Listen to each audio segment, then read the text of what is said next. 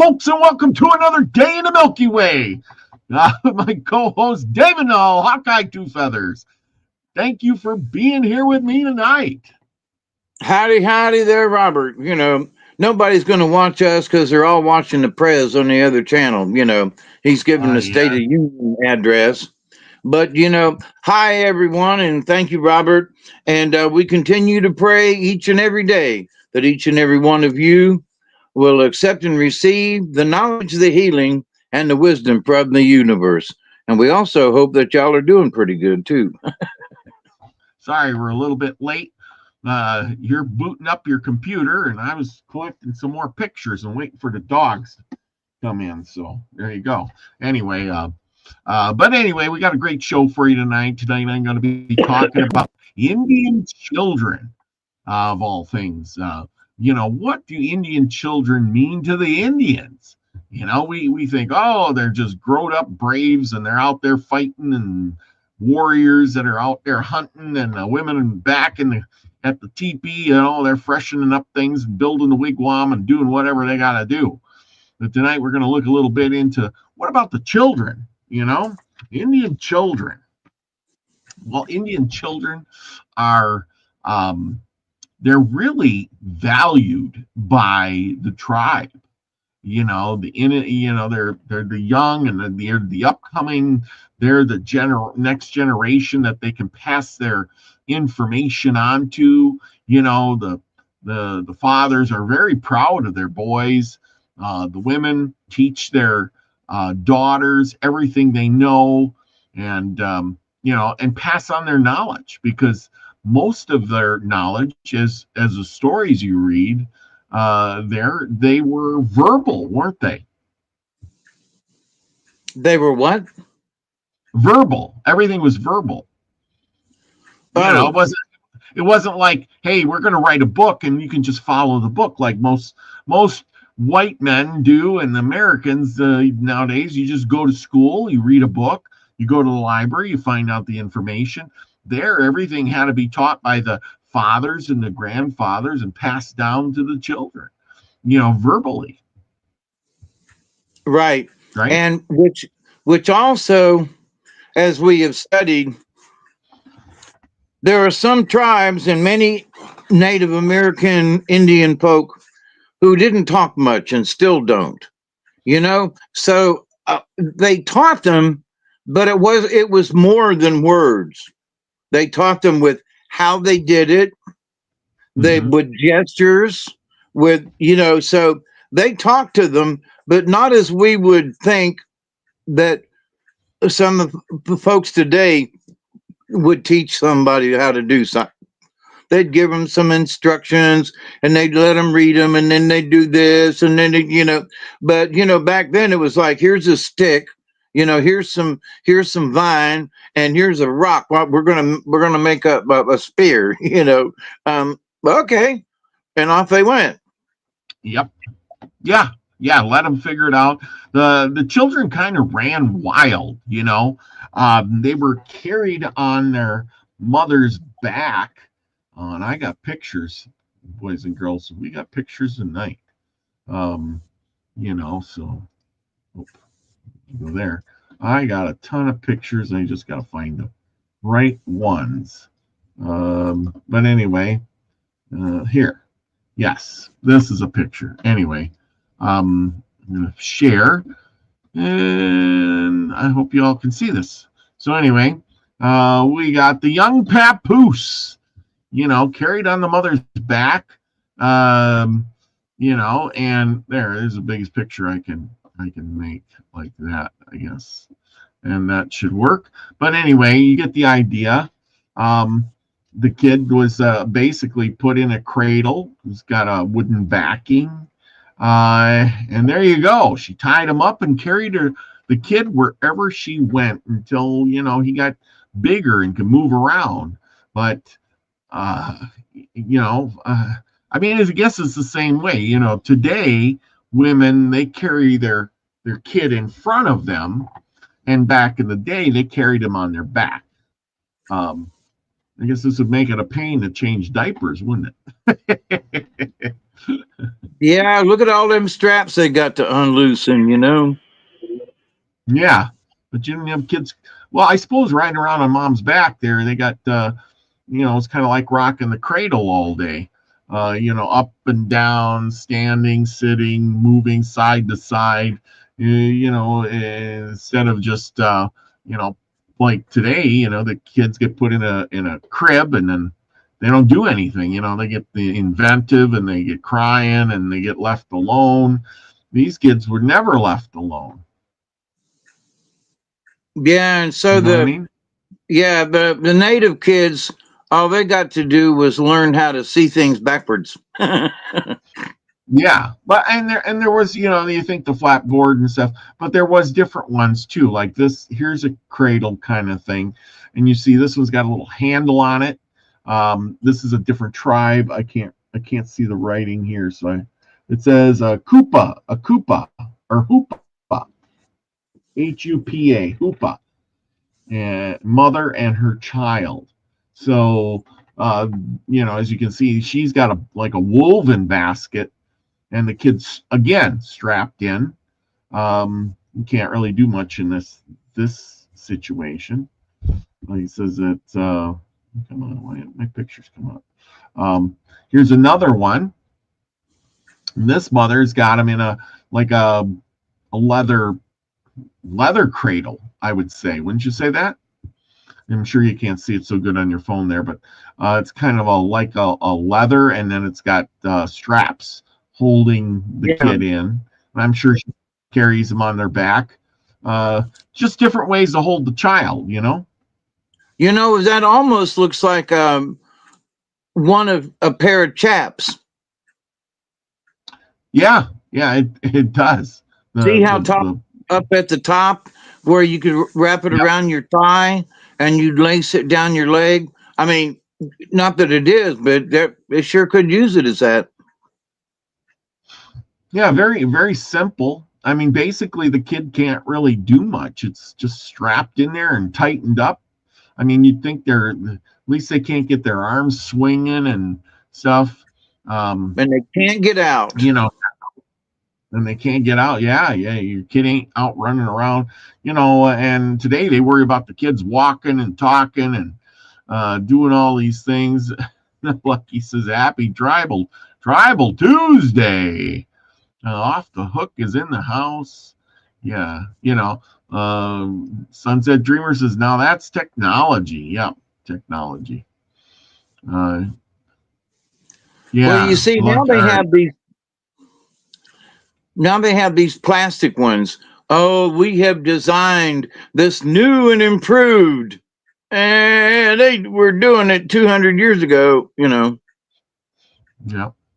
Yeah. What's wrong with a nice leather papoose carrier, Yeah. Off the Hook says, cradling a baby like that mimics the womb. Oh, yeah. And then they cry less, she says. So those are all good points. I mean, I never thought of it like that. I'm not a mother. So and here you got a Native woman. I don't know where she's from, but she's a Cheyenne. Let's see here. Got some kids. Well, when the kids grow up, the boys, they would be, both boys and girls were under the care of the mother, of course. The mother teaches the girls how to make leggings and moccasins and how to do many other things. And you can see that, this mother here, she's teaching probably her kids how to grind corn with a stone on a stone to make flour or something. And of course, why are they teaching the kids to do all of these things? They're teaching the children, here's a Mojave making pottery, this lady. And so she, they did all kinds of different things. Let's see if I can find another one. Oh, here's another one. Look at, now she's got a cradle, and it's got like a bent piece of wood, like a basket thing, and she's actually breastfeeding the baby there, believe it or not. So, yep, they did practice breastfeeding way back then. This is Mojave Mother, if you can see that. Anyway, They had to do it 'cause they let's see. didn't have bottles. Yep, and once the kid got grown, even the little kids, this is a baby Arapaho, something like that. I think so. Anyway, you can see they dressed them all up. Gave them little moccasins and clothes to wear, and those kids were pretty much on their own. Anyway, the mothers taught the girls all the skills they needed for one purpose, to which they could, find a young man to marry them. Some tradition that nowadays has been lost in the kids, period, no matter which kid you have. And look at this child is pretty old and is still riding on the mother's back. Now, like you were saying, they got to see the world backwards. Now this child's getting to see the world forwards. Yeah, at about 2.5, they started being too big to get wrapped up like that. And the way he's sitting now, they put the legs out the bottom, and he was sort of like riding piggyback. Yep. Yeah, I can imagine. Also, I can say that the mother is probably getting quite the workout there, carrying that kid around all the time. Here's another one. This is one with a board on the back. You can see, blow it up here a little bit. Nice big board. Kid's wrapped up tight. She can't be more than 18 years old, probably. I guess that's another meaning for snug as a bug in a rug. Yeah. Oh, don't mind my kids. But anyway, let's see, who do we got here? Here's two young children. Yeah, here's two more young children. By this age, they're really getting taught how to do things, I'm sure. But like I said, the mothers were teaching the young girls so that young men would marry them. They got to teach them how to make the moccasins and the clothes and tan the hides and all the things. Most of the work, the women actually did a lot of the work. So, we think of boys, but we're going to get to the boys in a second here. I think I got one more picture. I really couldn't find a lot of pictures for boys. Just hang girls. on a second. The young girls, like that one in that other picture, they were put to work, and you say, well, what could a child like that do? Well, they picked things out. Like if they had some berries or something, or they'd pick the stickers out. They did things that was a task for little hands, we'll say. Stretching something, or maybe having something that they kept putting water on, like they're trying to do a hide, and so they soak it in water, but the big people don't have time to do something. So they give the task of something simple to do for those young ones, where the older girl that was standing next to her, now she could sit with her sister, and between the two of them make a pair of moccasins. So the older sister would be doing the sewing and that kind of thing, where the younger sister would be like cleaning the leather and, getting the laces ready and that kind of thing. You understand? So both had a chore to do. But the younger girls, they learned because they were given small tasks. And then as they got older, they got to do the bigger ones. So anyway, that just was a good picture. I'm sorry. Yeah, no, I agree. In this picture, they're holding some puppies. If you can see, I'll blow them up. Those are puppies. Looks like some little dogs of some sort. I don't know what kind, but they're puppies. Yep. Anyway, I think that's all I found. I don't think I have any more. I think that was all of them.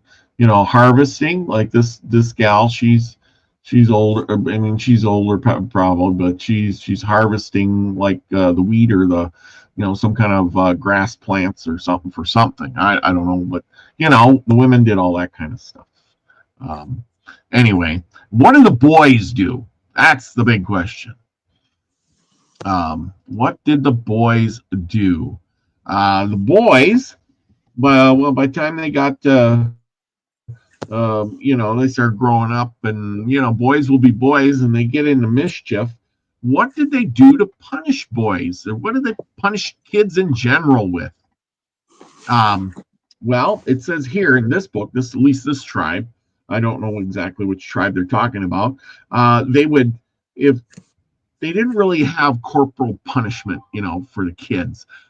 They would do things to show the rest of the tribe that kid was bad, and the mother would paint his face, blacken their hands and faces, and send them out of the lodge. And they wouldn't allow them back in the lodge to eat or sleep or do anything until the black wore off. So that could be a day, it could be a week, but the poor kid had to suffer till because he had his face and hands until that wore off. Everybody knew at that point that he did something. I mean, see, this goes back to the shaming part. You get more results when kids are shamed into something than when you just punish them. You know what I'm saying? Because most of the time you get, even ourselves, we create more judgment upon ourselves than we, dish out. You can beat that kid all you want. You can, take away all his stuff. But if his peers look at him and say, "Oh my God, you're doing something really bad," well, they get that look in their eye like, "Holy cow, I don't want to be that kid that everybody's looking at.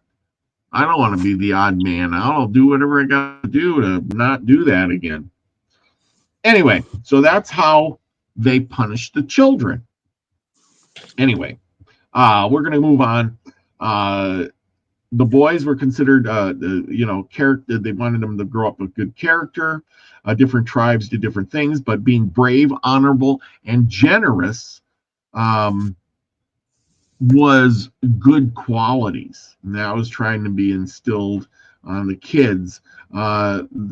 Treachery and disposition of filthy habits was not a good quality. So they really scolded their kids into being good and generous. When boys were about 6 or 7, they received their first bow and arrow. Was put in their hands, and they were taught to shoot little birds and lizards and things like that around the lodge, and just have fun. Basically, here's your bow and arrows, and go out and shoot things. I mean, I guess that when there's no TV, no radio, no computers, a bow and arrow, pretty good gift. I remember when I was a kid, I had a bow and arrow, and man, I spent hours and hours just shooting those arrows and in the air and at things. And I remember trying to shoot squirrels, and it didn't always work so well. Most of the time, the arrow got lodged in a tree, and I was without an arrow. There's elderberries in the house. Anyway, so anyway, the boys got the bow and arrow, and they continue to do, 5, 6 years old, and eventually, they got a little older, 7 or 8, and they were given a small gun, a short gun, they said, and they began to hunt things like ducks, geese, small game. And then come wintertime, the father would teach them things like how to hunt deer, got brought on the trail to go hunt deer, relate them how to approach a deer or an elk or even a buffalo. And the kids learn how to set up traps and to trap different animals. The father would take him hunting and show him how to track the wild beast, and instruct the boys. Would pay attention and learn all the good things, how to do all that stuff.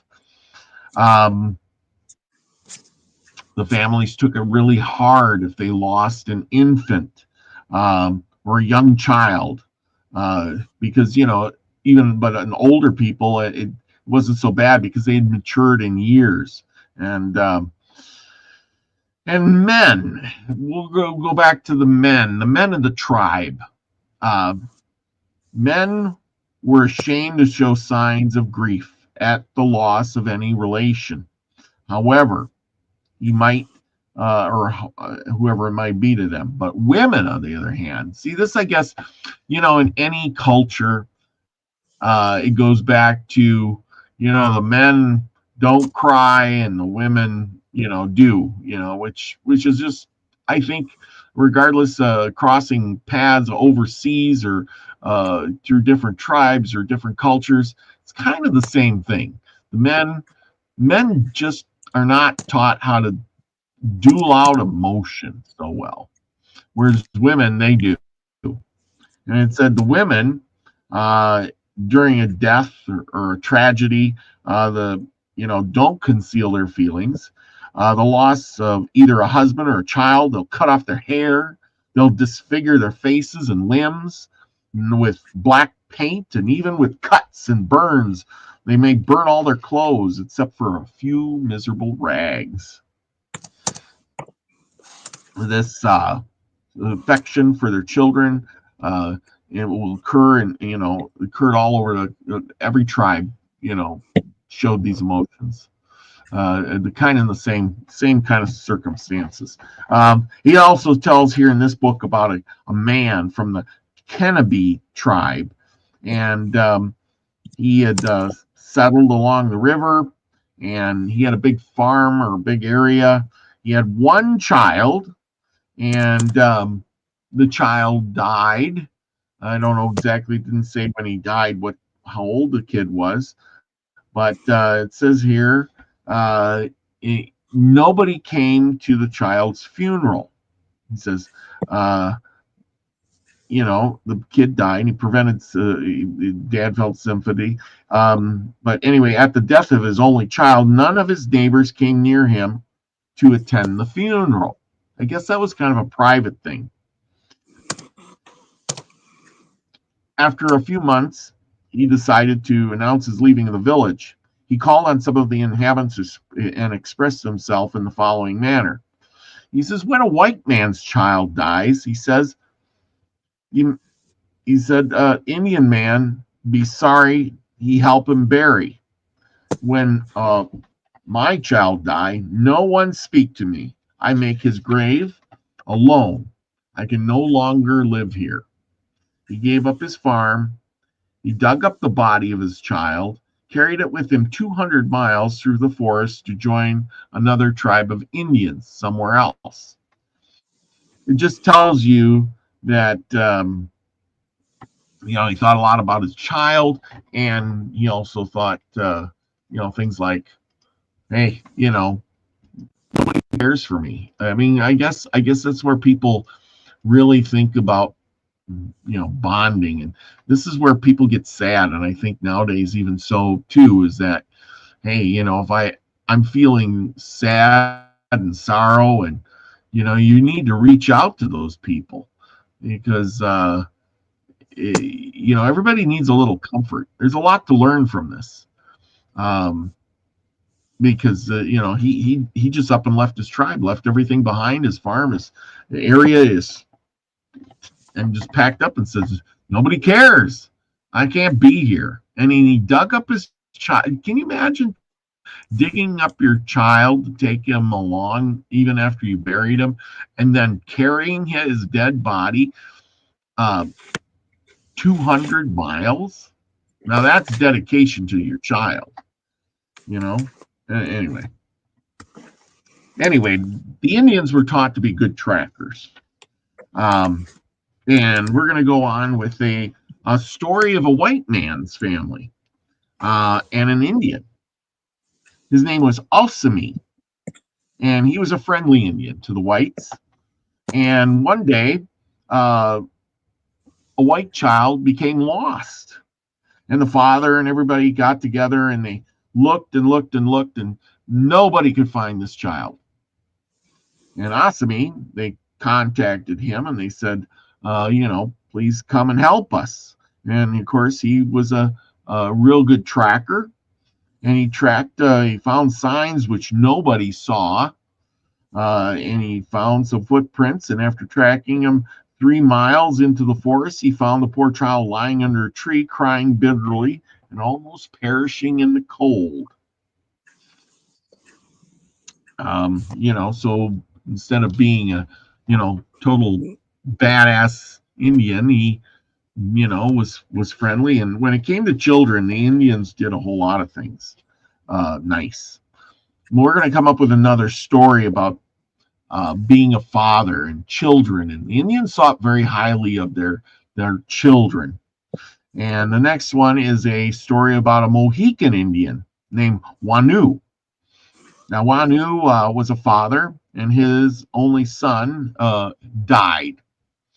And so he never had any more children. Well, one day, there was this is back in the day when there was the revolution, probably the 1700s or so, when the Indians were fighting the Americans and the English and all of that. Well, there was an English officer, probably a young man, probably very young back in those days, maybe 16, 17, I imagine.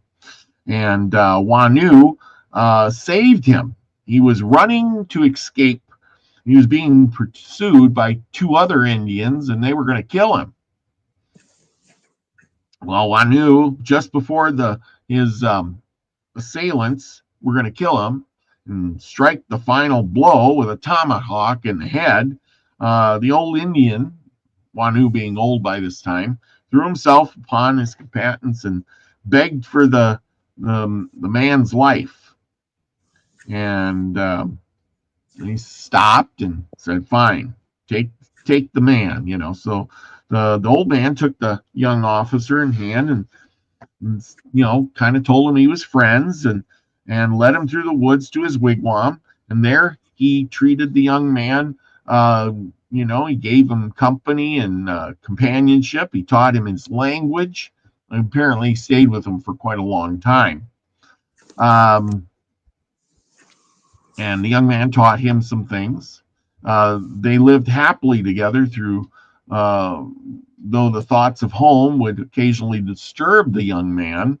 And he was, sad and missed his family and things like that.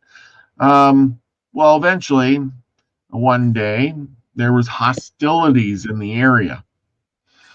And every warrior was summoned for arms against the white man, and they were going to war.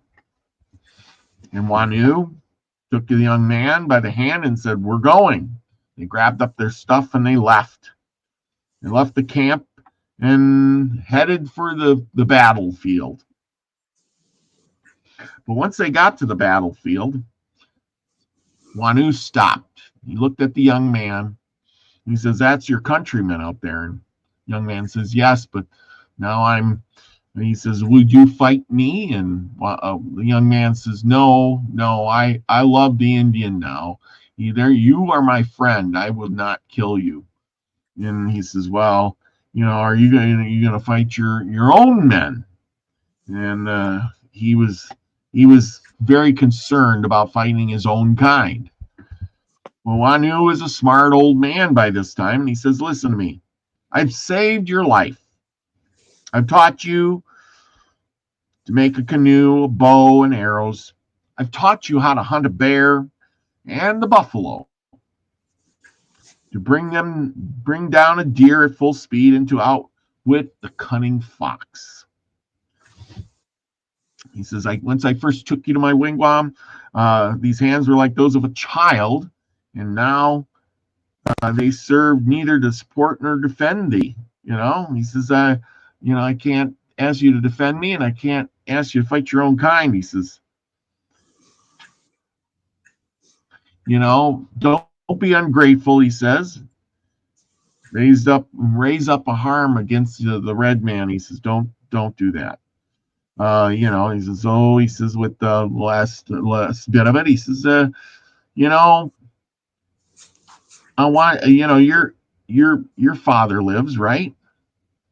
And the boy says, yes, my father lives, you know, many miles from here. And he says, oh, how fortunate it is, you know, to have a son. He cried. And he says, after a minute's silence, he says, Wanu thought about it. And he says, I have been a father, but I am no longer so, he says. I saw my son fall in battle, but he fought bravely at my side. My son fell covered with wounds, and he died like a man. And I have revenged him. Yes, I revenged him. Wanu pronounced these words with great vengeance. His whole frame, you know, because he says, young man, see the light. He says, you see what I'm talking about? And the young man says, yeah. He says, I see what you're talking about. He says, well, Wanu says, now here, he says, you leave this place. Don't look back. He says, you leave and you head back to your father. And, you know, show him what a good man you've become. And with great pleasure, the young man replied, sure, I will. I will do this for you. And then after embracing the young man, he said, be gone. He says, be gone, get out of here, run, go back to your country and your father, and you know, live a life there. And he did. You know, so I guess in a way, even the Indian could take a white young man and turn him into an Indian, and then, you know, look at him and say, well, I don't want you to die either, but you should be with your own father. And so again, you know, the kids mean a lot to the Indian. So that was another story of the Indian with the children. Then there was just as much as I can. Now here we're going to talk about another one. This is about a woman. And she was captured by the Indians, and she lived in Wyoming, not Wyoming out west, Wyoming in New York area. And there was a bunch of settlements, and the Indians came one day and to the home, and this was in 1778, to a family of Mr. Jonathan Slocum near Campbell's, Wyoming. And this is Pennsylvania. He was attacked. His family was attacked by Indians. His home was, and the kids were sitting around, the parents and everybody, and within the house.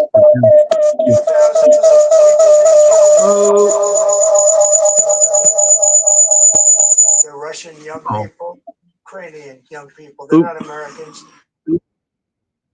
There we go. Anyway, so trying to get my other camera to work. Okay, you keep doing it. I'll put you on mute so that doesn't happen again for a minute. Anyway, so there were two girls within the house of age of 9 and 5 years old, a son of 13, a little boy of 2.5, and their mother. The men were working in the field. And then the two youths were on the porch grinding a knife, and one of these was shot and scalped with his own knife as the Indians attacked. The eldest sister seized the little boy and ran with him towards the fort. Fort was down the road, you know. And the Indians displayed unworthy humanity. They chased the girl merely to frighten her. And of course, oops, I guess he hit the wrong button. And so they took and they chased him, and his they caught the one girl, Frances, and then they departed.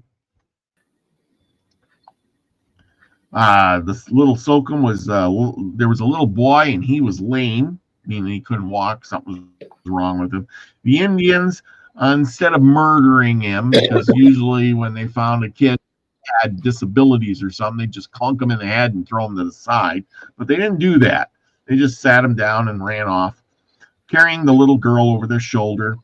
And her face was covered by her long locks as a Indian put her over the shoulder, and away she goes. She had long, curly hair. That's the last the mother ever saw of her. The captives took her, and about a month later, they returned. Of course, they would return, and they murdered the old grandfather, and they shot a ball in the leg of the little boy, and which he carried to his dying day. And they went to the woods. Years later, nothing was ever heard of the little girl. The mother had died. The remaining brothers, grown to manhood, they kept on thinking that their long-lost sister was alive, and they searched and searched, and they just could not find her. You know.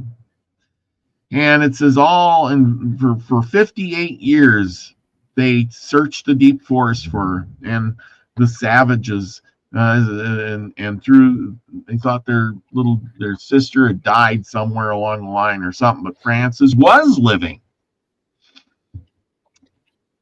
She was introduced to society, and circumstances by one guy named the Honorable G.W. Ewing.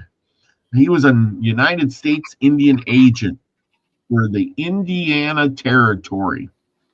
So we're back from Pennsylvania. We're over in Indiana. It says, while traveling on the banks of the Missawana in 1836, lost his way and was overtaken at night and sought the shelter of a neighboring wigwam. This is in 1836. Oh my! It belonged to a wealthy hunter. Another, Indian guy, and where he was storing his arms and provisions. The agent was kindly received, and of course, they made him welcome. They gave him supper, and he entered with a nice hostess. Ewing was soon surprised by and observed the hair was fine flaxen colored, and under the leaves of her dress, her skin appeared to be white. So she knew she was a white woman. And he was astonished, and he says, "Tell me your story." And she says, I'm a daughter of white parents. My name is Slocum. Now, I was 5 years old when I had been carried off captive by the Indians from a house on the Susquehanna River. She didn't remember anything else after that. Well, the agent left, and when he returned home, he told his story.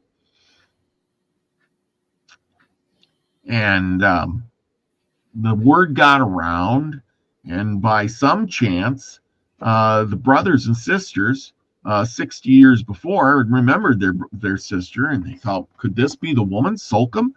And they decided to make a trip, and they did. Now, Frances, the little girl that got captured, her brother had smashed her finger when he was blacksmithing, and she had no nail on her finger. So they knew if they found her that she would have no nail on her finger. And so the brothers and the sister that were still alive, because the mother and father died off, this was 6 years later, traveled all the way to this wigwam in Indiana to see if that was their sister. And of course they showed up.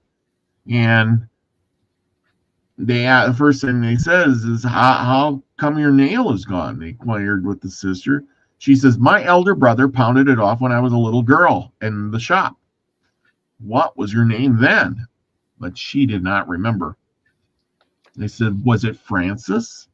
She smiled, and hearing the forgotten sound, and promptly answered, yeah. And they were satisfied with that. It was a joy meeting her. there was a sadness, not merely through remembrance, but the past and kind present deep brothers and sisters were, sobbing, and they missed their sister. And but the Frances, the Indian lady, she was kind of motionless and passionless, and it was like meeting relatives from another culture that you don't even know, and so she didn't really care so much. They asked her to come back, and she was kind of quiet. They told her what happened, and they asked for her story, and Frances told the story in just a few words. She says the party which had conducted an attack against her father's house was composed of Delaware Indians. And this tribe she remained until she was grown up. And when she married one of the chiefs, well, then he died, or he ran away or something like that. And she had 2 daughters, of whom grew up and married. And then she got married to a Miami Indian. And she had 2 more daughters, and they grew up, they married, and then she lived in this cabin. She rode she rode horses and whatever, and she did all the things, and the Indians do. And her brothers and sisters tried to persuade her and said, hey, by this time, you've got to remember, the lady's old. She got captured when she was 5, so she had to be around 50 or close to 60 by this time. And they said, why don't you come with us and return with us? Well, you can live on the Susquehanna, and we'll give you a nice little house on the banks of the river. And she says, no, I have a happy home right here and she says, I've always lived with the Indians, and that they've always been kind to me. And she promised her late husband on his deathbed never to leave them, and promised that she was resolved. She wanted to keep that promise. Sad and sorrowful, her 3 generous relatives retraced their steps, leaving the sister in the wilderness. Now, that sister Frances, she lived until 1847, and then she died. So she must have been around 60, 65, I think it was, well, because they found her in 1863 or 1836, and she lived another 10 years. So yeah, she had to be around 60, 65 by this time. So she lived Wait a a good minute, long what? life. And she died when? She died in 1847. Oh, okay. Remember, she I thought you said old. 1947. I was like, wait a minute. She was older than 50 years old, but go ahead. I'm sorry. Yeah, maybe she's older than that. Somebody do the math for me. In 1778, she was captured, and then she was 5 years old then, and she died in 1847. So she was 47, 57, 67. Oh, maybe she was almost 70. Yeah. Yeah.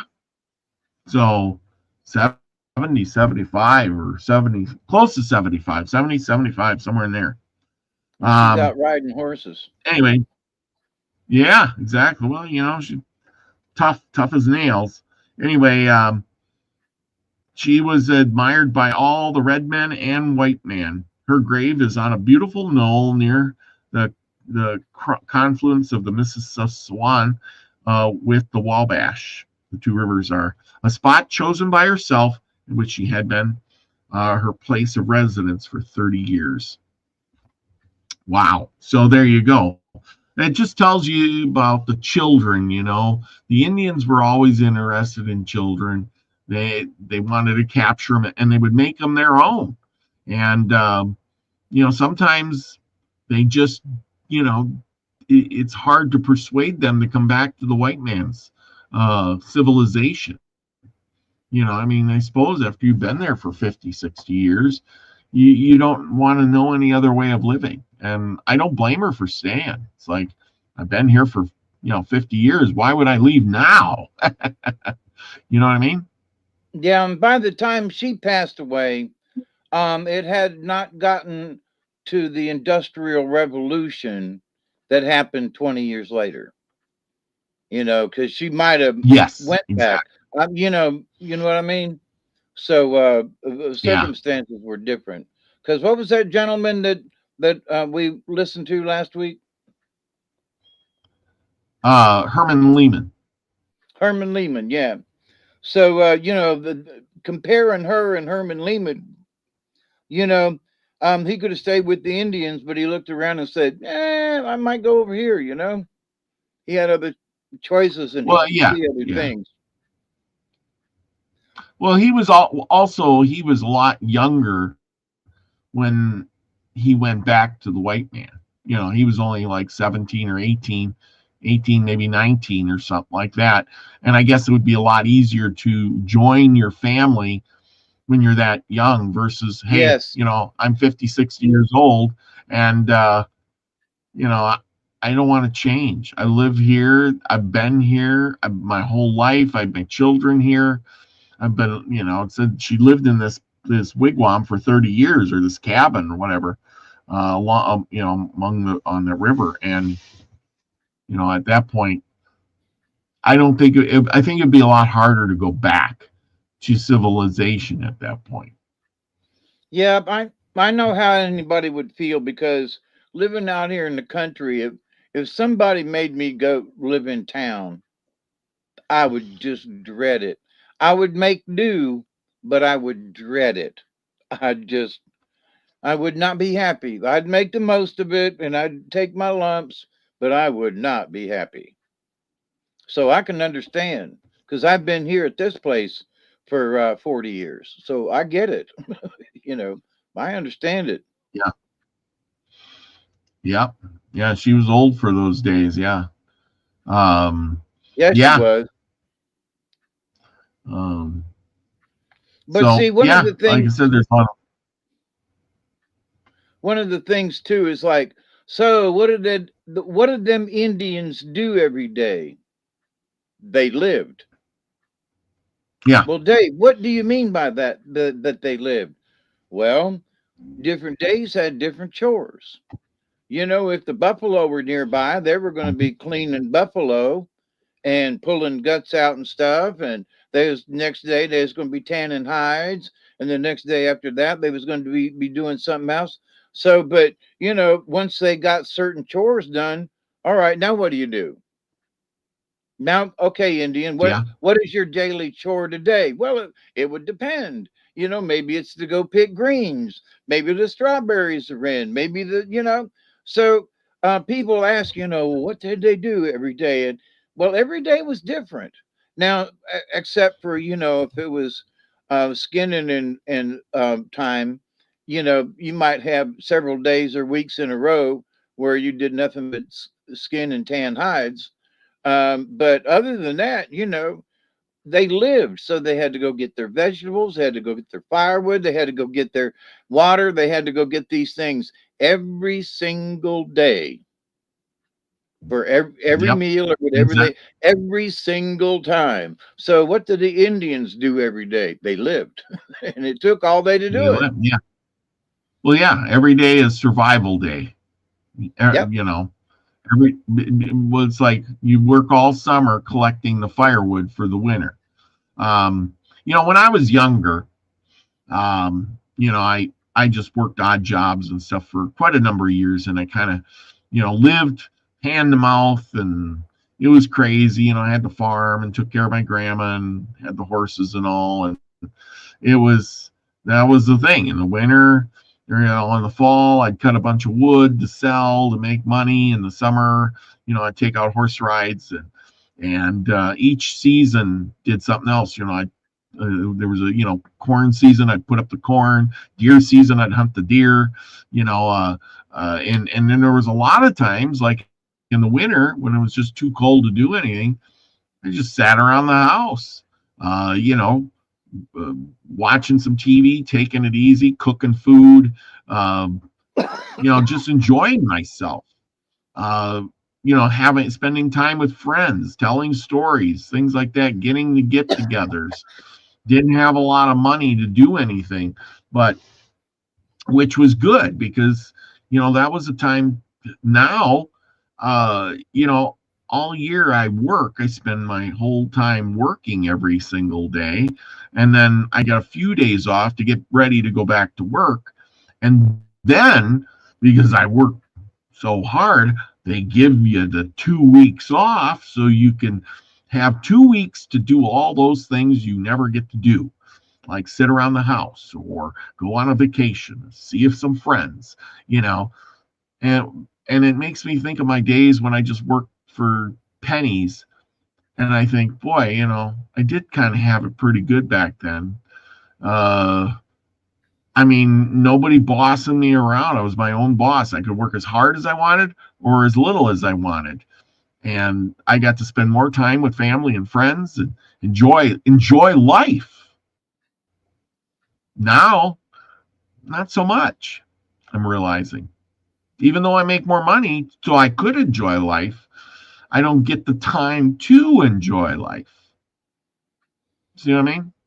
Oh, yeah. I was there when I lost my job. You work, 56 hours a week easy, and you've driven 3 hours a day, going to and then back from work, and plus you've worked all those hours. Oh, yeah. And now that I'm retired, I'm too beat up, but, Yeah. I ain't dead yet. There's still adventures in me. But what I was gonna say about the old woman is that her lifestyle was such that she didn't feel like she was just surviving. That was how she lived. And she was content in how she lived. But to other people, it was like, oh, how harsh it is for her or whatever. But she's just like, I've been doing this and I'm used to it. And, that's that. But I can Yeah. understand that at my age, how you just, there's certain things and certain ways. And it's like, but that's not going to bother me if I see a mouse run across the floor, I'll get him one day, Yeah. Other people say, oh my God, there's a mouse in my house. That's a bad, example, but to the point, she'd probably would be feeding the mouse, you know what I mean? Like I used to until I found 20 of them Yep. in my house. But so with that said, other people would come in and go, what are you feeding that mouse? What are you doing, Grandma? So with that said, however she was living, the people who went to see her brother and sister, right? Yeah, they couldn't believe that that's how she was living. Oh, please come back. And she's like, I'm okay. Yeah. Yeah, exactly. And, she didn't know, the funny part is, it'd be really hard to not see your brothers and sisters, barely know, you couldn't even remember your original name. And then they show up at your doorstep one day and they're still a family. They know who each one of them is. And then they show up and say, hey, why don't you ditch everything and come live with us in a different type of lifestyle? And I think I'm sure what they said was, I'm sure what they said was, come home with us. And yeah, she was like, home, and to Johan dancing, sometime primitive is normal. And we were talking about it with a friend of mine today earlier. And I was like, the way I live down here is primitive to some people. Well, it's normal to me, but there are some people who live more primitive than I do. And it's like, and they're used to it. And so it's not hard for them. My friend up in North Georgia, he's like, oh, I got to go get some water. And I'm so, where are you going? Down the side of the hill and across some rocks and up down again, And I'm like, well, where are we going? He said, oh, I got a spot down here in the creek. And I'm like, what? And it's like 250 feet down. Now, 250 feet ain't much if you're walking in a straight line, But when you go over the edge and go 250 feet down and then tote that water back up that tiny little trail, I was like, how many times a day do you do this? He said, well, at least once, sometimes two. It's just normal for me. I'm like, okay, you know. It keeps you in shape. Yeah, Keep you in but you shape. know, it was good creek water, you know, from off of the mountain, you know, out of a spring. And when he first got there, it was his only means of water. And over the years, he just got used. It's like if I don't walk the trail, I don't feel right, you know. So Yeah. it was so normal to him that even in the rain, he'd go down the trail. But anyway, so but to him, the you know, the primitive was normal. Yeah. Yeah. Well, and there's nothing wrong with that. I mean, we're supposed to be out there doing things like that, but instead, the way society has taught us is, well, we gotta get everything easy. You know, we got to be able to turn the faucet on, and water comes to us. You know, we want to travel instead of walking. We have to get a car. You know, and now, oh, the car's got to be, you know, can't just be open air. You got to cover it up and have all heat and this and that in there. You know, we don't. We're just chauffeured around. We're like big lumps. You ever watch that movie Wall-E or whatever it was? Everybody's toted around on in a chair. They don't even get out. They just become big and fat and fly around a chair, and robots feed them and, you know, take care of them. And I'm thinking, yeah, you know, that's but really, who wants to live like that? I mean, we're being taught that way, like, oh, more convenience you got, the better you are. You know what I mean?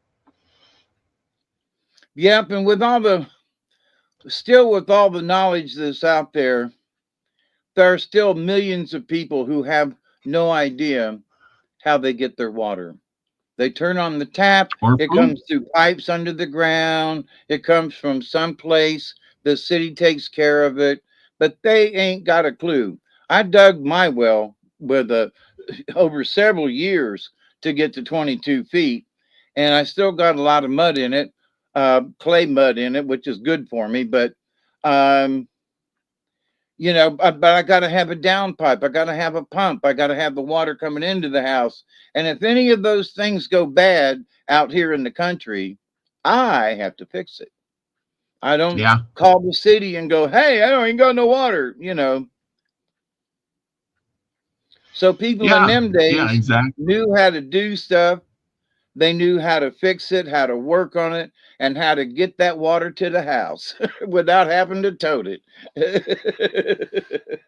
Exactly. That's one Exactly. job they hated to do was tote water to the house. Yep. Yeah, it's a lot of work. Water's heavy, you know, and they probably didn't, you know, back in the day, they didn't have, you know, special buckets to carry it in containers. They just had a bucket, and you drop it, spill it, tip it. You don't have much water left, right? Nope, and then wooden buckets would sweat a lot too, you know, so Yeah. it would just drip. But if you ever watch the old cowboy movies or Prairie on the Carrie on the Prairie, a rich home had a hand pump beside the sink. Yep. That was a modern day sink in the old west back in the Yeah. day. Yeah. If you had a pump at the sink in the house, that so when you're watching old movies, see if they've got a pump in the house. Otherwise, you know, it's either a well or they got to pump it outside. But anyway, but yeah, the Yep. more well-to-do had the pump in the house. Not that they had a rich house, they just had more money and could afford it. Yeah. Yeah. Exactly. Exactly. All right. Well, anyway, you got your computer going?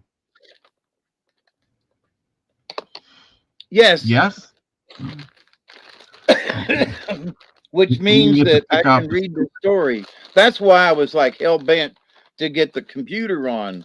I couldn't do a story without it. Yeah, you just got to tell me which story it is. Well, we gave everybody a teaser last week. Blues Cap and the Mosquito, or how the wait, what is it? Oh, the first mosquito is our story for tonight. What page? Were you done? Yeah, I'm pretty much done. I'm just trying to find your story while I'm talking. Oh, yeah. I'm trying to find the story. What I was page? trying not to interrupt. Oh, where's the story? No, again? No. I'm just trying to get ahead of the thing here.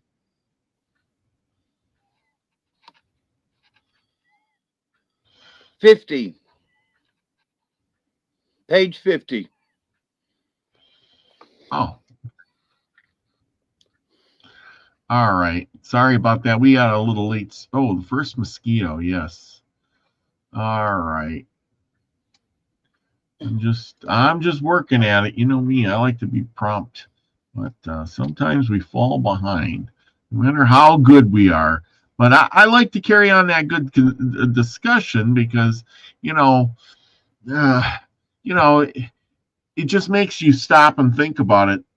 Children being raised as Indians and, Indians being raised as white men and, it was all over the board. But children were cherished, even for an Indian. He would take a younger adult, like he took the English guy, and who'd probably been 16, 17, and taught him everything he knew, saved his life, and said, you're going to become my son for a while, and then realized when they were going to go into battle, I don't want to see this guy get killed.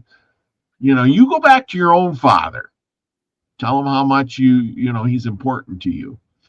I'm probably going to die in this battle. So, you get the heck out of here. Be gone. You know what I mean? Yeah, shoot. I mean, it is a thought. Yep. Yeah. Anyway, there we go. The first mosquito. And they populate. I'll tell you the story right now. There was the first mosquito, and it bit somebody, and they didn't swat it right away, and it went out and multiplied, and multiplied, and multiplied, and then there was billions of them, and they swarm all over you, and now they're just miserable everywhere you go. They like to suck your blood dry. Especially in the swamps. Where was that guy? Yes. The swamps and the lowlands. Yeah. I tried pre-reading this story a little bit. I'm sorry. What? I was yakking. What did you say? I says, now there's plenty of mosquitoes.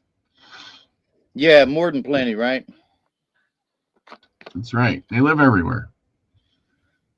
So, and like Scotty Boy says, we suffer till this day. Oh, yeah, good deal. Anyway, thank you, everybody. Big Dad Standing Tall, thank you for being here tonight. Joanne, Dancing Gypsy, thank you for coming. Scotty Boy, always glad to see you. Let's see who else is. Nub's Revenge is going to Colorado for vacation. Yes, that is a great place to go. I'm going to South Dakota this year for my vacation. Going to ride up in the Custard State Park in the Badlands and whatever. It's going to be a lot of fun. Chloe is here. Thank you, Chloe, for coming. Elderberry. Who else I see here? Lucky Stone, probably at work listening. But thank you, each and every one of you, for joining us tonight. And remember, like, share, subscribe. Keep the algorithm up. You need a big throw Rotten up. Tomatoes. And are you ready? Yeah, throw Rotten Tomatoes. Yeah, exactly. Yeah. But anyway, are you ready? Yeah, I've been waiting on you. You're all set up here. Oh, okay. Well, it's all yours. There you go. Okay. So, good evening again to you, my dear friends and countrymen. This is the same story that I've been reading out of recently. It's Glooskap's Country and Other Indian Tales by Cyrus Macmillan, 1922. So these stories are being retold after 103 years. So, and the stories are older than that. So, with that said, our story for tonight is The First Mosquito. When Glooskap lived with his people, it happened once that the tribes grew jealous of his power. This jealousy was not because of any evil in themselves. It was prompted by a wicked sorceress who, during the absence of Glooskap, prevailed upon the people to do him harm. Some said that the sorceress was angry because she had once loved Glooskap, and he had refused to return her love. Others said that she was much older than Glooskap, that before his birth she had herself ruled the earth for a long time, and that when Glooskap came, he had put an end to her reign.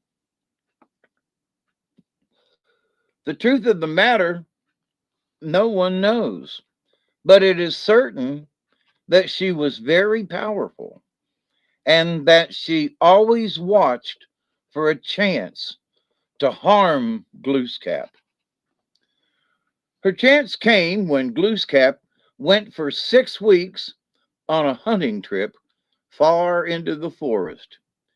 She then told the people that he was neglecting them, and she soon persuaded them to pack up and leave him, for she believed that he would perish if he were left alone.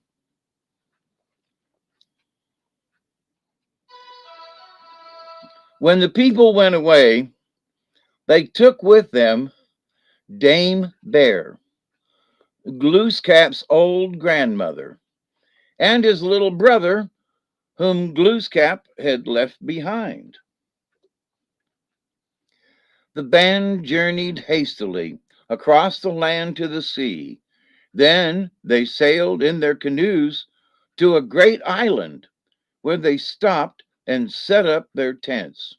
And the sorceress left the road they traveled well guarded by evil beasts and dragons, who, she hoped, would kill Glooskap if he tried to follow them. She made Dame Bear and the little boy her slaves and compelled them to do much hard work.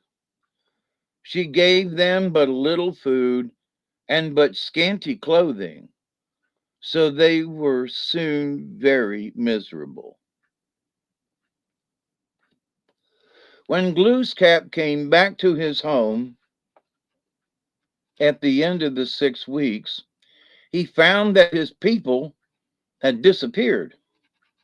His friend Fox, who had watched slyly the people's departure and the wicked woman's tricks, told him all that had happened.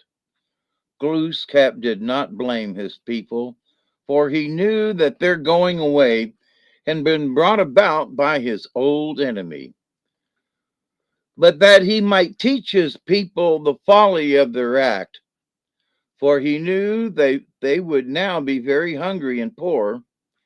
He tarried alone in his homeland for many years before he set out to find them and to take vengeance on their wicked leader.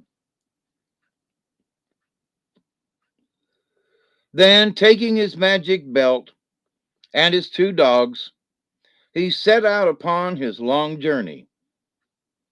He went across the sea to another land and then he traveled eastward, his dogs following close behind him.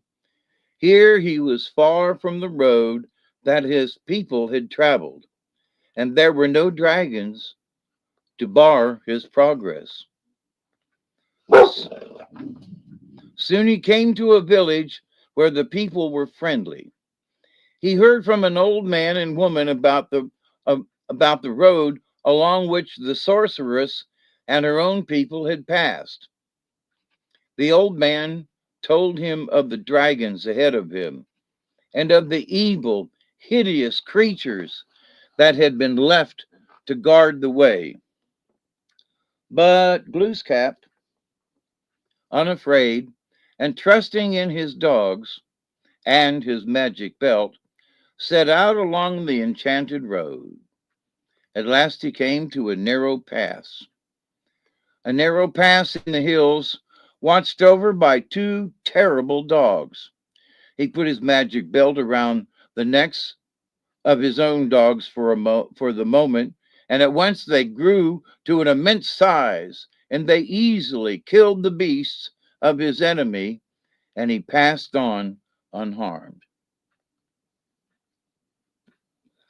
After some hours, he came to a high hill. At the bottom was a large tent in which he knew from the tale of the old man of the friendly village that a wicked man lived with his two beautiful daughters. He knew too that they waited for his coming, for, prompted by the sorceress, they wished to kill him. As he looked down from the top of the hill, he saw the two daughters approaching far off. They were very beautiful and fair, but Glooskap remembered the old man's warning, and he resolved to be on his guard. One of them carried in her hands a string of costly beads. They met him with pleasant smiles and invited him to the tent below the hill, and they tried to place the beads about his neck to show him their great love. But Glooskap knew that the beads were enchanted, and that if he placed them around his neck, he should lose his strength and power. So he set his dogs upon the girls, and the dogs were so terrible because of his magic belt that the girls ran away in great fear. As they ran, they dropped the string of beads, without which they had no power. Glooskap picked up the beads and then cautiously entered the tent of his enemies. On a couch of skins near the door, the old man was dozing, and before he could rise, Glooskap placed the beads about his neck and killed him with a blow. Then he went on his way. He met with many enemies on this evil road, but by the aid of his dogs and his magic belt and the enchanted beads, he overcame them all and was unharmed. At last he reached the sea, and he looked over the dark water to another land and wondered how to get across. Finally, he sang the magic song that the whales always obeyed. Old Blob, the whale, came quickly to his call, and getting on her back, he sailed away to the eastward. His two dogs swam close behind old Blob. The whale soon brought him to the land where he knew that his people dwelt. He sprang ashore, his dogs following him, and set out with long, rapid strides in search of his enemies. At the end of a few hours' journey, he found traces of old campfires, and he knew that his people were not far away. At last, he reached the place where they were living. In the distance, he saw a camp, which, because of his magic power, he knew to be that of the sorceress. Nearby was his little brother, whom the wicked sorceress had made her slave. He was pale and much warm, and he was clad only in rags. He was seeking wood for a fire, and as he gathered up the dry sticks, he cried and sang a song of lament. Where is Glooskap, my big brother?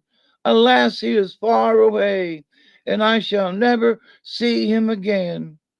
Then Glooskap took pity on his little brother and gave a signal that the little boy knew well.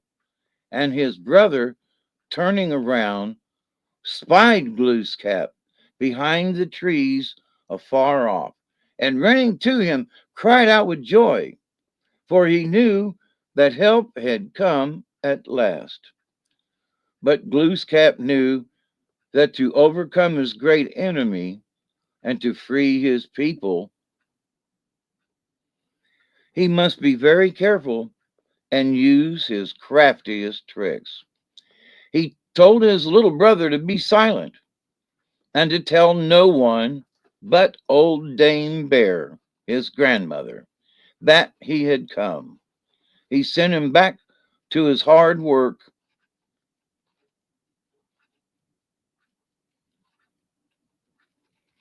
in the camp and promised that when the twilight came, he should be freed. And he said, do what you can to make the wicked woman angry, for when anger comes to her, her power leaves her. When you are sent to rock her baby to sleep at twilight, snatch it from its cradle and throw it into the campfire. Then run to me where I hide here among the trees. Take Dame Bear with you, and all will be well. His little brother then went back to his hard work in the woman's tent and told old Dame Bear what he had seen and heard. And the two waited patiently for the twilight. At the sunset hour, the little boy, still supperless, was sent by the sorceress to rock her baby to sleep.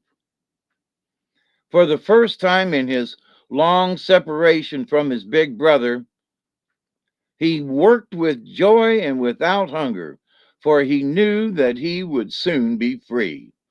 Suddenly, he snatched from the cradle hammock the woman's baby, a wicked child like her mother, and hurled her into the campfire.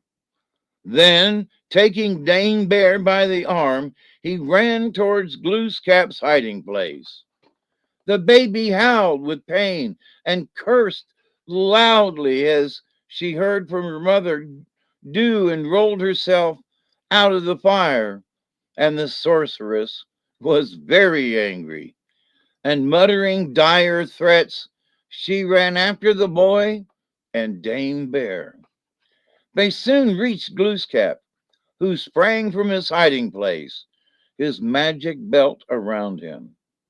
When the sorceress saw Glooskap, she was more angry than before, so that her strength left her and she was powerless.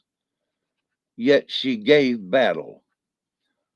Glooskap tore up a huge pine tree from its roots and hurled it at his enemy.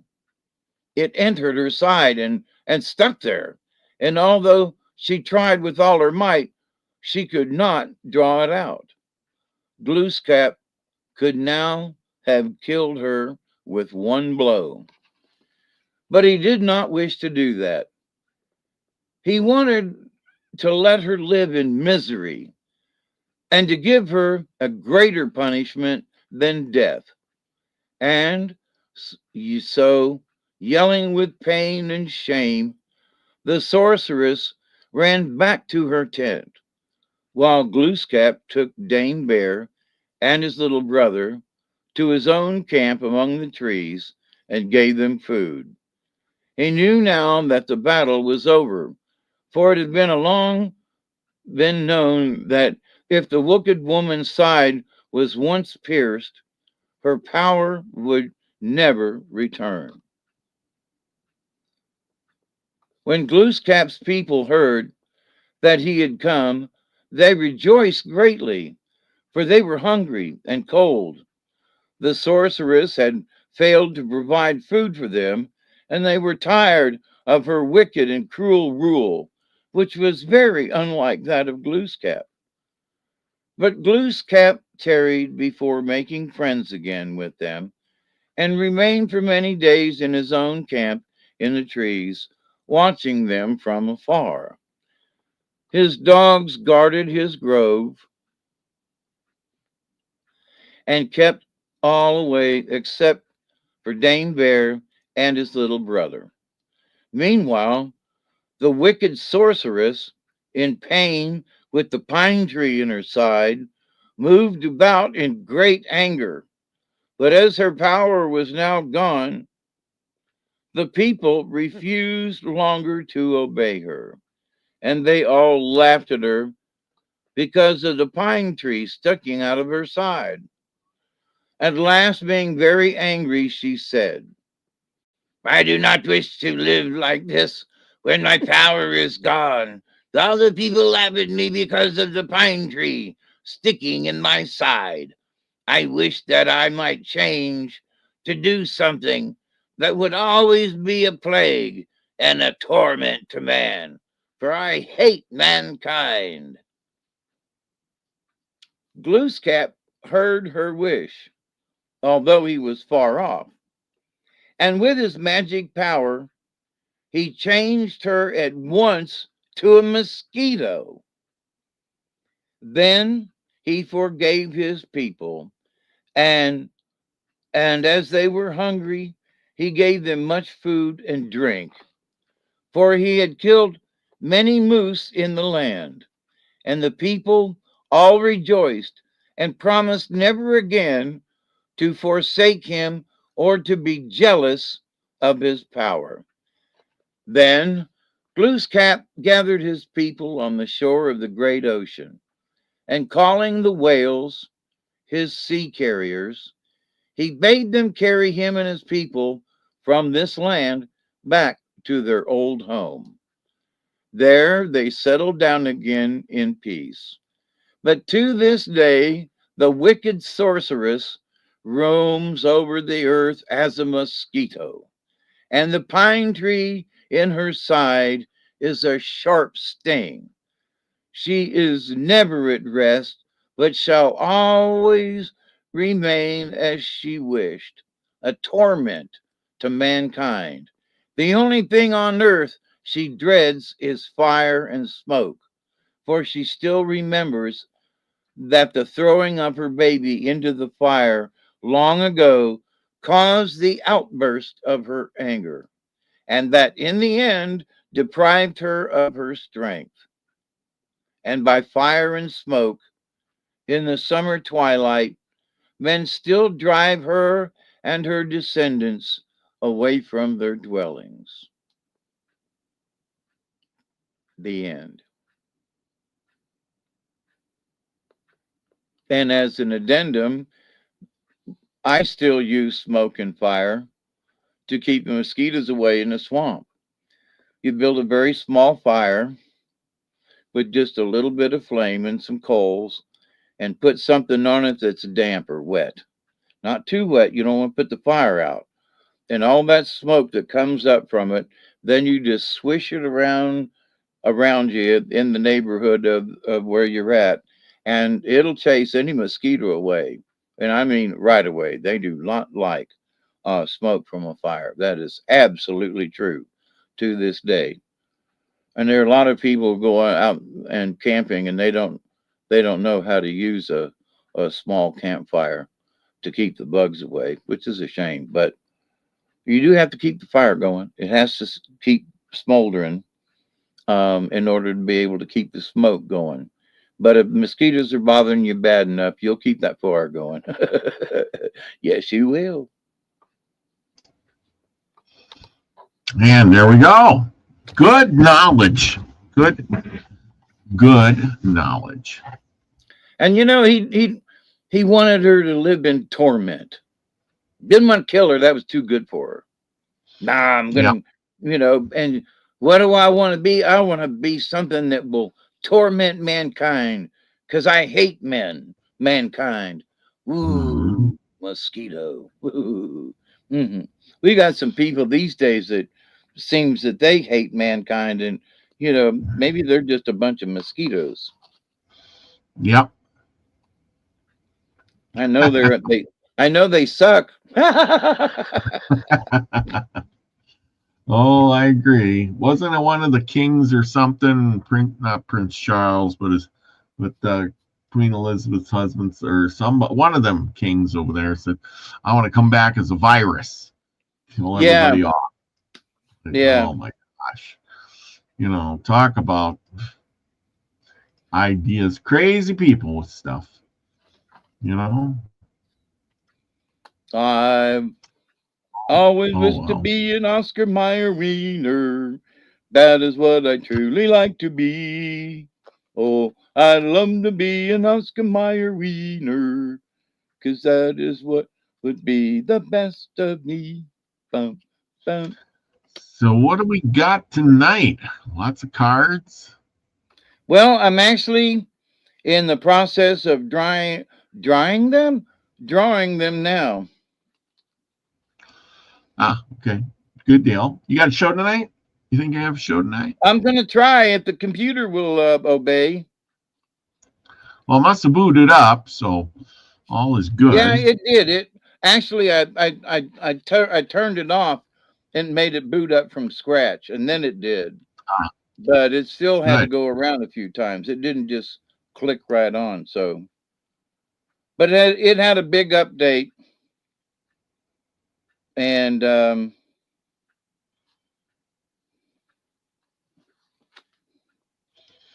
you go. But so, can you see me all right? I guess you can hear me okay? Yep.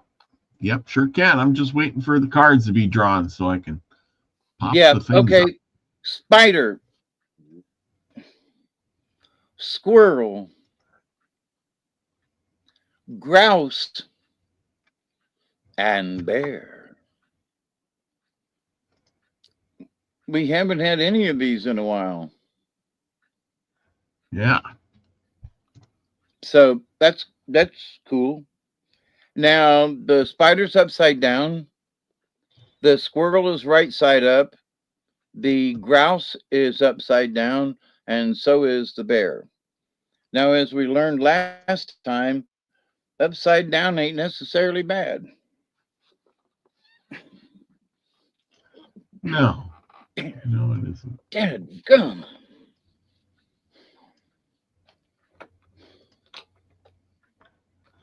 Oh, not a whole lot of them for them tonight. Let me get into position here. I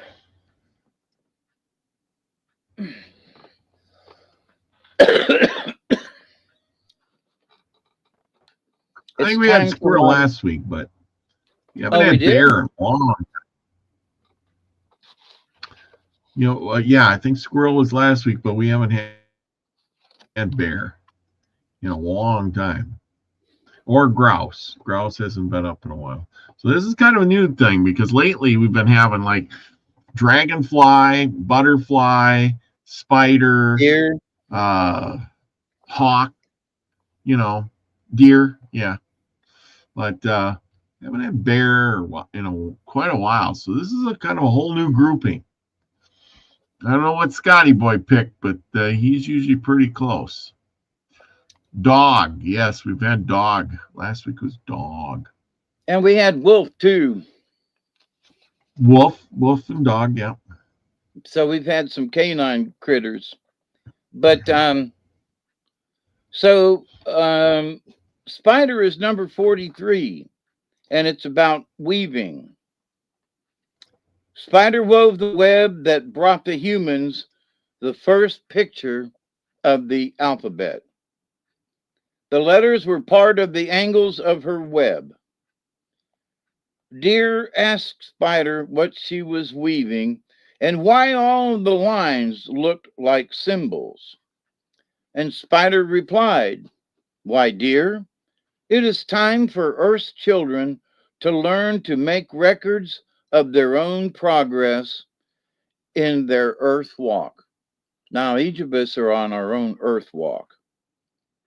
So, deer answered the spider, but they always have pictures that show through symbols the stories of their experiences, like cave wall. Yes, said Spider, but the Earth's children are growing more and more complex, and their future generations will need to know more. The ones to come won't remember how to read the petroglyphs. The web of fate that Spider weaves for those who get caught in her web and become her dinner. Spider is a symbol for the infinite possibilities of creation. The spider is the symbol for the infinite possibilities of creation. Infinite possibilities. That's just so crazy. If we are not decisive enough about changing our lots in life, we may end up being consumed by our own fears and limitations. Now, so Spider Upside Down says, contrary aspects of Spider is akin to the negative side of women. That's what it says. Spider will eat her mate if she gets too caught up in herself to see the validity of honoring the male energy. The warrior at her side is a strong balancing force. If you have become disdainful of your male mate and have felt very superior recently, you are not honoring either your male or your female side. That's interesting. Are you honoring or not honoring your male and or female side?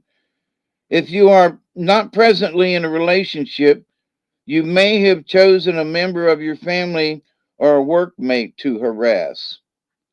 This type of negative criticism only breaks down relations and is no good. If this is not applied to your situation, take a look at another message that contrary spider medicine brings: lack of creativity. If you fail to use your talents to get the web spinning, your lack of creativity can change into destructiveness. If you are feeling stagnant and unable to move in a positive direction, you may come to resent yourself and others who are doing well. This resentment will become a black widow spider and eat you up, and the only one to mourn your demise will be you. Get moving and find the joy and the new ideas in the accomplishments of others. So there we go with spider. Now, squirrel is about collecting and storing. And what number is that? 26. Gathering. So, squirrel teaches you to plan ahead for the winter when the trees are bare and the nuts have long since disappeared. So, gathering power of squirrel medicine is a great gift. It teaches you how to gather and to store your energy, okay?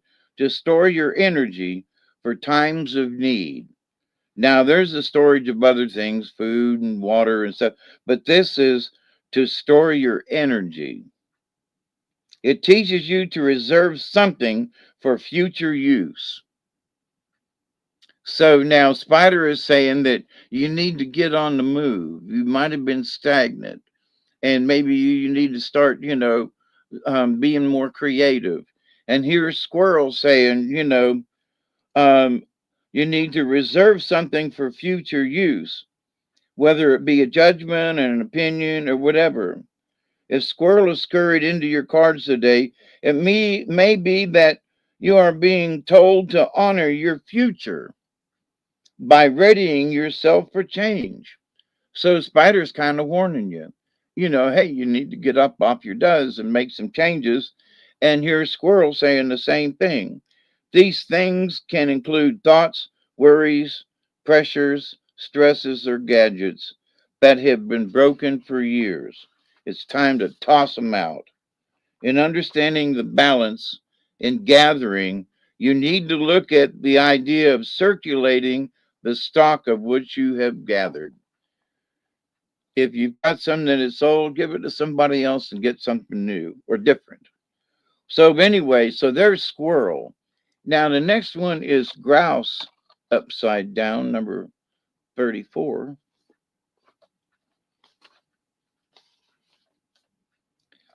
And grouse is the sacred spiral.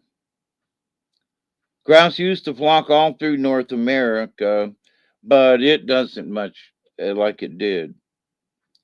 Many Indian tribes dance the grouse dance to honor these birds.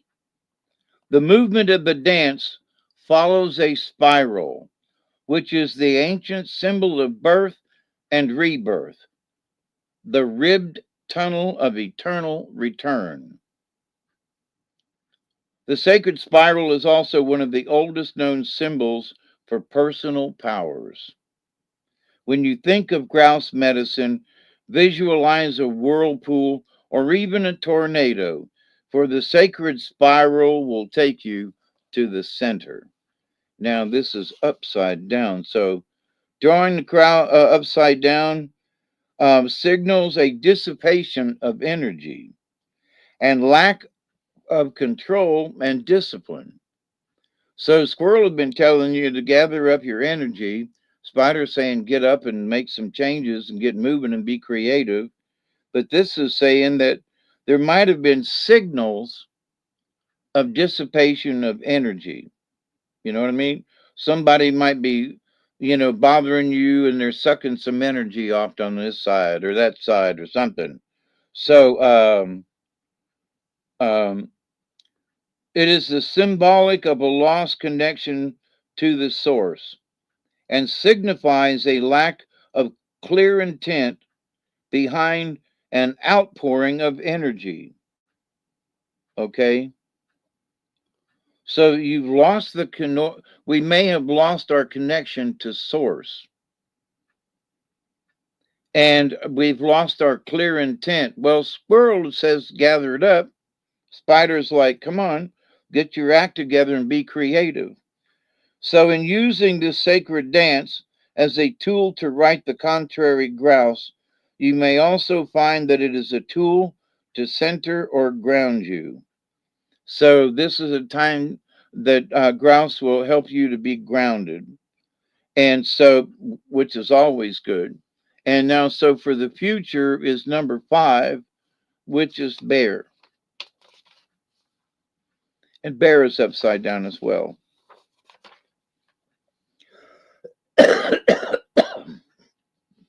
Excuse me. Bear is introspection. The strength of bear medicine is the power of introspection. It lives in the West on the great medicine wheel of life. Bear seeks honey or the sweetness of truth. In the winter, when the ice queen reigns, bear enters the womb cave to hibernate, to digest the year's experience. It is said that our goals reside in the West also. So here we are with spider, squirrel, and grouse. And grouse is a dissipation of energy, but we're having introspection so we can find out what our goals are for the future. To become like bear and enter the safety of the womb cave, we must attune ourselves to the energies of the eternal mother and receive nourishment from the placental of the great void. a quantum, if you will. But in the contrary, if you've drawn bear reversed, your internal dialogue may have confused your perception of your true goals. Oh, I want to be a spaceman. No, actually, all you want to do is work on the spaceships. You don't want to be a spaceman. Yeah, I do. I want to be a spaceman. And then you end up working on the rockets, and that's where you really like. So, your true goals. So, you might be thinking you want to be a spaceman when all you want to do is watch the rockets go off and work on the engines. Okay. So, in seeking answers or advice from others, you may have placed your own feelings and your own knowing aside. So, Squirrel says, gather your energies, but make sure that in gathering those energies, you don't pick the wrong ones and become like grouse, and it will dissipate your energy. That's a nice warning. Bear in the contrary position is teaching you that only through being your own advisor can you attain your own true goals. Anything less than the doing of that which gives you the most joy is denied. Denial. To achieve happiness, you must know yourself. To know yourself is to know your body, your mind, and especially your spirit. And so with the grouse, you can dance the spiral dance to reach the center and get the answers. So these are some interesting cards, but be strong with bear. Journey with bear to the quietness of your cave and hibernate in silence. Dream your dreams and own them. Now, that doesn't mean just come up with some frivolous dreams. No, the dreams here is like, what are you going to do tomorrow? What are you going to do next week? I was thinking about it today. We was talking, and at my old age, I'd like to get a degree, but a degree in what? Well, I was an engineer, but I never got a degree. And then, but you know what I really like is to learn more about rocks because I got all these crystals and everything in my house. So if I went back to school, what would be a good thing to learn? For me, it would be a good thing to learn geology. And if I go on a trip or something to the mountains, I'll be able to pick out rocks. I'll be able to identify them, and and that's fun to me. So maybe, in my old age, going back to school isn't so crazy. And what I could go back to school for would be to be a geologist, which at some point could be practical in the future. So who knows? But anyway, so these four cards are not, I don't see them as bad cards. We just need to be careful when we're doing it that we don't dissipate energy. That's what we need to be aware of. Are we dissipating energy in some way, shape, fashion, or something that's making us tired, giving us a rash, or whatever?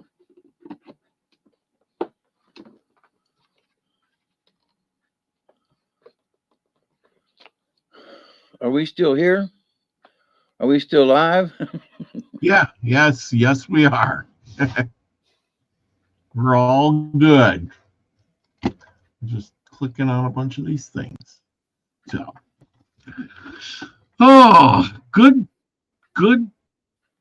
message. Anyway, get creative. Well, get off your duff and get creative, like Spider's horn. Spirit says, the squirrel says, gather all your energy and have enough, for extra stuff, and and Bear saying, make sure you dream your dream, and so when you come out of hibernation, you know what you're going to do, and you look at your goals and think about them and you work on them. Good advice. Keep going, folks.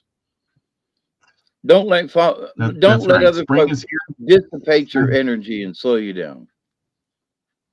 That's right. Spring is coming. Get off your butt and create stuff and don't slow down. That's right. I like it. Out of Well, at that least pace hibernation. yourself. I think we all got it. Absolutely. But sitting Absolutely. still ain't the answer. All you know? right. Oh, yeah. I like it. I like it. Oh, yeah. Anyway, you're gonna do show tonight as soon as we get done here and we got the computer working, so all is good.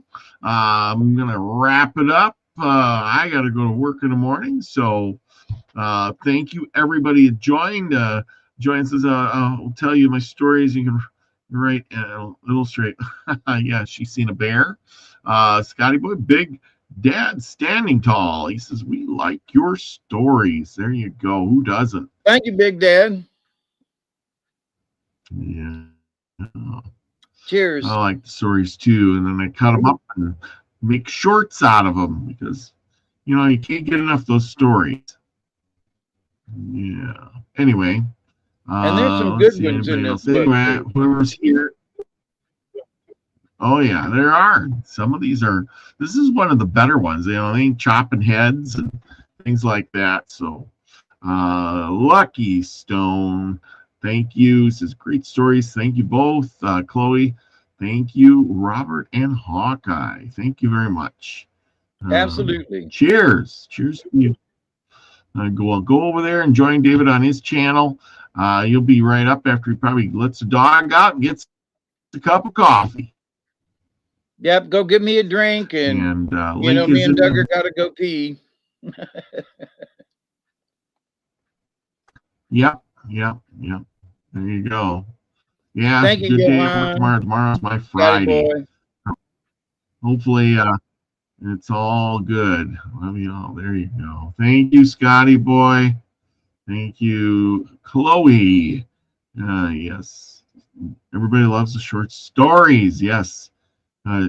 Joanne says I got a low attention span. And yeah, that's why shorts are so important. I hope y'all like my shorts I've been putting out lately.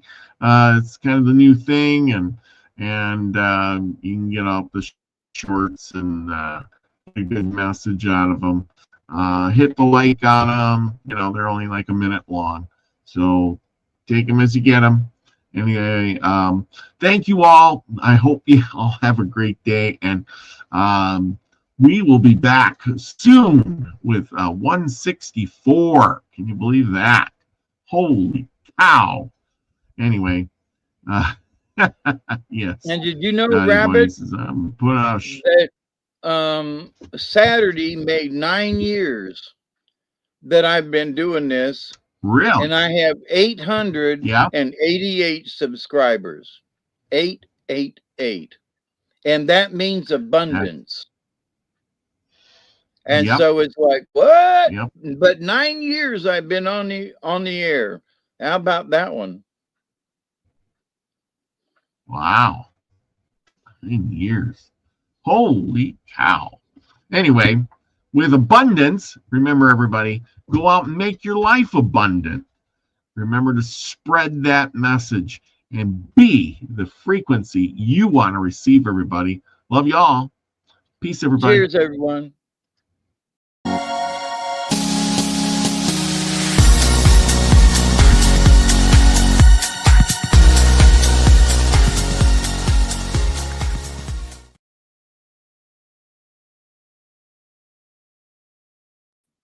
And there we go. Another show in the bag. Woohoo! Woo-hoo!